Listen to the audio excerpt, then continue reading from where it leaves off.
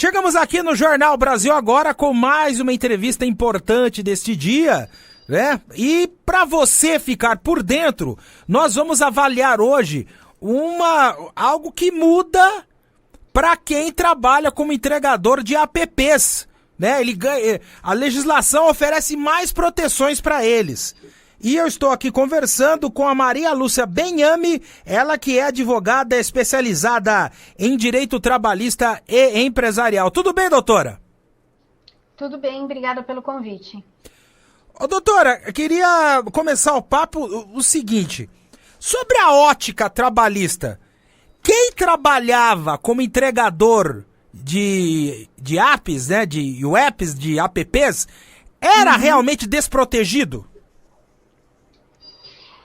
Na realidade, sim, porque o Brasil, do ponto de vista de questões de relações de trabalhos, de serviços, ela só tem regulamentada a parte de uma relação puramente civil, né? Então, regulamentada pelo Código Civil, e a relação de emprego, que é protegida pela CLT. Nesse meio, ou seja, em relações que saiam da caixinha do Código Civil totalmente, saiam da caixinha da CLT totalmente, como, na minha visão, é o caso de todos, na realidade, de todos os trabalhadores do que a gente chama de gig economy, né? Não só os entregadores, mas todos eles, não entram nenhuma nem outra totalmente, realmente não existia nenhuma legislação, e na realidade, com essa lei não existe uma relação, uma regulamentação para sempre, né? Porque ela é temporária. E por que ela é temporária, doutora? Porque o artigo 1º dessa lei, ela estabelece que essa medida de proteção assegurada por ela, todas aquelas medidas ali previstas, elas só têm validade enquanto houver a situação de emergência de saúde pública decorrente do coronavírus. Então, não foi estabelecida uma regulamentação para essas relações de qualquer maneira. Foi feito somente durante o coronavírus e não foi feita para todos os trabalhadores da gig economy, mas sim somente para os aplicativos de entrega. Ô, doutora, no último domingo, no jornal Folha de São Paulo, o ex-presidente Michel Temer fez um artigo defendendo a sua reforma trabalhista, que gerou empregos, né? Porque teve um certo alarido aí. Essa reforma trabalhista, no final das contas, melhorou, deixou igual ou piorou a situação desses entregadores, desse pessoal que trabalha para esses aplicativos? Tá, na realidade, esses trabalhadores, como eu disse no começo, eles não se inserem nem na relação civil, puramente prevista no Código Civil, da prestação de serviço ali estabelecida, né? Nem na CLT. Então, a reforma, na realidade, sequer tocou na existência deles. A reforma trabalhista, de maneira geral, manteve todos os direitos trabalhistas, estendeu os direitos trabalhistas para os trabalhadores intermitentes, né? Então, os trabalhadores intermitentes que eram, vamos dizer assim, os informais, os que trabalhavam meio de, entre aspas, de bico, né, que a gente chamava, eles podem hoje trabalhar com uma proteção legal da CLT. Mas esses trabalhadores da gig economy não foram abordados pela reforma trabalhista. Nem nunca foram abordados pela CLT. Ou seja, realmente, eles estão, em termos de uma regulamentação específica, adequada a uma realidade deles, né?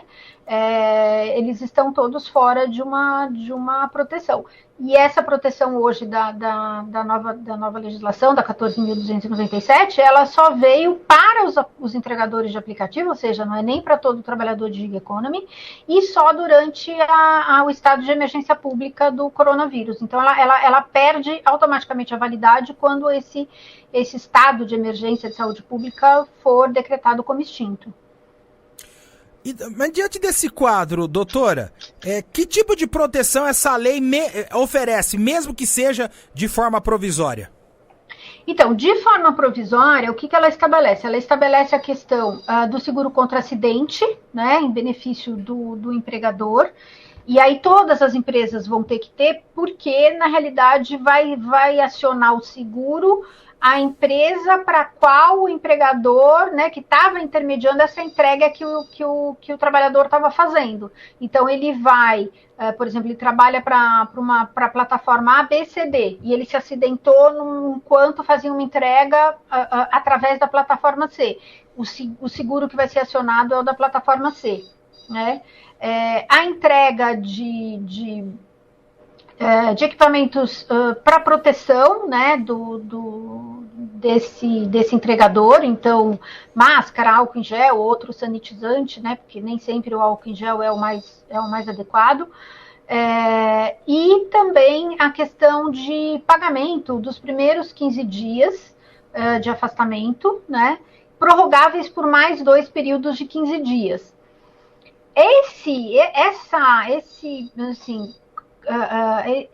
Essa proteção dos 15, podendo chegar a 45 dias, é algo que não existe nem para o empregado, porque o empregado, depois de 15 dias, ele entra na CLT, né? Ele entra no INSS diretamente, que passa a assumir esse custo, né? Ela não existe para o prestador de serviço autônomo regido pelo Código Civil, porque ele vai ter a inscrição previdenciária dele. Então, esse artigo ficou uma coisa meio esquisita, na realidade, porque se o entregador, por exemplo, for um MEI, né, e ele pagar a complementação do MEI, porque se ele não pagar a complementação, ele não vai ter direito a todos os benefícios, mas ele teria direito a um benefício previdenciário. Então, essa é uma das questões que tem mais gerado discussão, né, desse custo ser da empresa.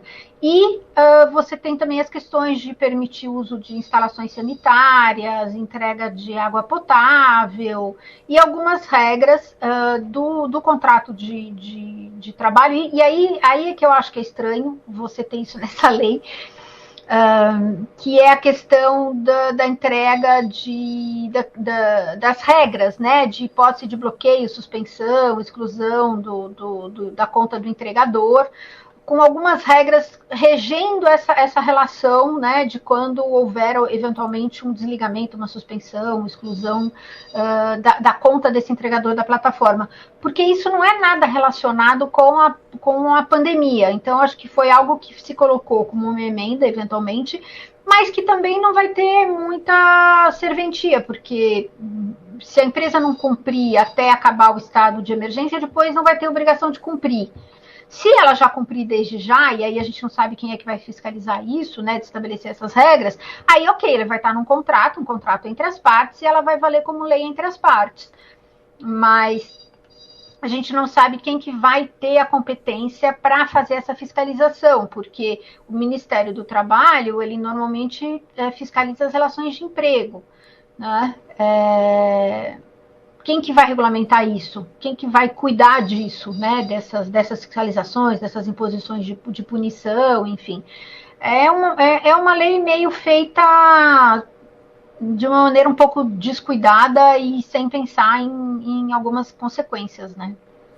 Pensando nesse aspecto que a senhora acabou de descrever, todos esses furos presentes nessa legislação específica para os entregadores de aplicativos.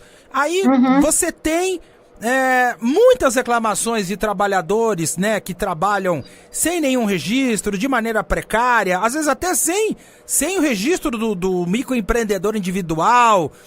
A senhora não acha que está na hora, independente de quem seja eleito em outubro deste ano, que se estabeleça uma grande conversa, um grande pacto social para que se restabeleça uma legislação trabalhista que fique adequada aos nossos tempos? Então, na realidade, assim, quando você fala de restabelecer uma lei trabalhista, você estaria falando de eventualmente você tirar algumas alterações que foram feitas. Eu não acho que nenhuma das alterações da reforma foram prejudiciais, ao contrário do que eu falei, ela manteve todos os direitos trabalhistas, né? A própria legislação a Lei 6.019, que foi alterada para incluir a terceirização, né? Não é bem a reforma da CLT, mas foi paralela a isso, ela trouxe os requisitos e hoje, com a edição do último decreto e das portarias, se reforçou a questão de que, ainda que a terceirização formalmente esteja regular, se houver elementos da relação de emprego, isso fica mantido. O que eu sempre falo da reforma é que ela não mexeu em 2 pontos essenciais, que é o artigo 3º, que define quem é o empregado, e o artigo 9º, que diz que qualquer coisa que for feita entre as partes para esconder uma relação que na realidade é de emprego é nula. Então, a reforma não teve toda essa alteração. Esse assunto saiu por conta de alterações da reforma espanhola. A reforma espanhola não foi como a nossa. Ela teve algumas alterações bem diferentes, né? Mas, doutora, eu posso fazer uma provocação, uma pequena provocação? Pode. É lógico que os direitos foram preservados. Só que você verifica nas indústrias, nas terceirizações, é lógico, tá lá, existe a garantia do emprego em carteira. Só que o patrão não emprega mais ninguém em carteira. Ou é terceirizado, ou é trabalho intermitente, ou é trabalho em PJ. Então é um direito que o trabalhador não tem acesso. Então, mas na realidade, eu sempre falo isso, quem vai descumprir a lei não precisa de lei. Né? Então, a lei não protege quem descumpre a lei. Ou seja, a lei em si não evita o seu descumprimento. Toda vez que você tem uma lei que regulamenta uma relação, se ela for descumprida, você vai ter, como nessa lei, que você tem a multa para quem não cumprir, você vai ter uma penalidade prevista. Né?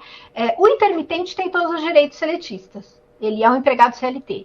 Só que ele recebe por período de efetivo trabalho e não recebe nos períodos. Então, ele tem 13º, ele tem férias, ele tem fundo de garantia, ele tem tudo isso. Não deixou de ter esses direitos. A terceirização, você precisa analisar a relação. Não existe uma homogeneidade. Você tem que analisar cada relação para ver, tá, nessa relação de terceirização, é uma terceirização de verdade? Ou esse trabalhador, ou esse prestador de serviço está realmente trabalhando com subordinação sobre as ordens e a direção de alguém? Ou não, ele realmente está fazendo uma prestação de serviço? O que eu acho é que a gente precisa analisar que, da mesma maneira que existe, por exemplo, os entregadores de aplicativo, você tem as relações do que a gente chama hoje de gig economy, né, que são as relações de trabalho, que é o que eu falei no começo. Ela não se encaixa no Código Civil e ela não se encaixa na CLT. Se ela não se encaixa em nenhuma dessas situações, você tem que ter o quê? Você tem que ter uma discussão legal, sim, de se estabelecer uma regra para uma relação de trabalho que não é uma relação de emprego, mas que também não é uma relação civil pura. Então, nesse sentido, sim, é um assunto que precisa ser discutido. Inclusive, na relação coletiva. Eu escrevi um artigo com uma colega minha que a gente apresentou e foi publicado nos anais do último congresso da Academia Brasileira de Trabalho, em que eu sugiro, até porque eu trabalho na área civil também, eu sugiro que, por exemplo, para que esses trabalhadores possam eventualmente fazer acordos de condições de prestação de serviços, de trabalho coletivo, eles possam usar as associações. Por quê? Porque a estrutura sindical brasileira profissional, não só profissional, mas a patronal, né, a estrutura é tão engessada que o sindicato profissional ele só representa o empregado com carteira assinada, enquanto essa carteira estiver assinada e o contrato vigente. O trabalhador desempregado não tem sindicato que o represente e o trabalhador que não é prestador, que não é um empregado, ele também não tem. Por quê? Porque o trabalhador autônomo, na nossa estrutura sindical, é uma categoria econômica, é uma categoria patronal. Se você olhar o Cadastro Nacional das Entidades Sindicais, por exemplo, do Sindicato de Motoristas Autônomos, é um sindicato de categoria econômica. Então, é óbvio que essa situação deve ser pensada não só na parte individual, mas na parte coletiva também. Enquanto a gente não tiver uma liberdade sindical mais plena, a gente vai continuar tendo essas situações esdrúxulas aí de ter que lidar com esse tipo de situação, né? Só para terminar, doutora, o nosso tempo está estourado. A senhora responde sim ou não? Aí a gente disseca a resposta em outra oportunidade. Os partidos de oposição ao atual governo federal e os sindicatos, eles reclamam de barriga cheia quando dizem que existe uma queda no número de trabalhadores empregados com carteira assinada? Sim ou não? Reclamar de barriga cheia? Eles reclamam de barriga cheia ou tem algum fundamento? Não, eu não vejo fundamento nisso, não. O índice de CLT sempre foi o mesmo, um pouco menos de 50% da força de trabalho no Brasil, historicamente. Mas alguns sindicatos falam que é de 35% na atualidade. Não é não. Pelo que eu vi do índice do CAGED, não. Porque muito terceirizado é CLT de alguém, né? Meu Deus do céu. Eu só sei de uma coisa. No final das contas, o trabalhador sempre perde. Infelizmente, essa é uma dura realidade. Eu acho que é uma questão realmente de você discutir sem um viés ideológico e sem você querer encaixar numa situação de um contrato, por exemplo, de emprego, um contrato que não é de emprego, mas também e cada não é um cedendo um pouco, né, doutora? Sim, exatamente, porque assim, você tem que ter uma proteção mínima, né, para uma relação de trabalho que não é uma relação de emprego e também não é uma relação civil. Eu acho que pensar essas relações, o que eu falei, pensar essas relações do ponto de vista individual e do ponto de vista coletivo, porque assim, os sindicatos não podem representar esses trabalhadores. Eu me espanto dos sindicatos não lutarem para poder mudar a estrutura sindical, ter uma liberdade sindical e eles poderem representar esses trabalhadores. Porque, por exemplo, os motoristas da Uber têm um sindicato nos Estados Unidos que os defende, aqui eles não podem ter, porque eles não são empregados. Olha, infelizmente vou ter que parar a entrevista, porque infelizmente, porque é um assunto instigante, bastante. É um assunto instigante que precisa ser discutido. Eu queria agradecer. Sim, com certeza. Hã? Com certeza precisa. Não, nós vamos voltar, viu, doutora? Nós vamos entrar em contato novamente com a senhora para discutir mais profundamente esses assuntos. E nós conversamos aqui com a advogada especializada em direito trabalhista e empresarial, Maria Lúcia Benhame. Era para ela falar sobre a questão das proteções para os entregadores de aplicativos, mas aí a conversa foi para um outro rumo e um rumo absolutamente necessário. Doutora, muito obrigada pela sua presença aqui no Jornal Brasil Agora. Obrigada a vocês. Obrigada.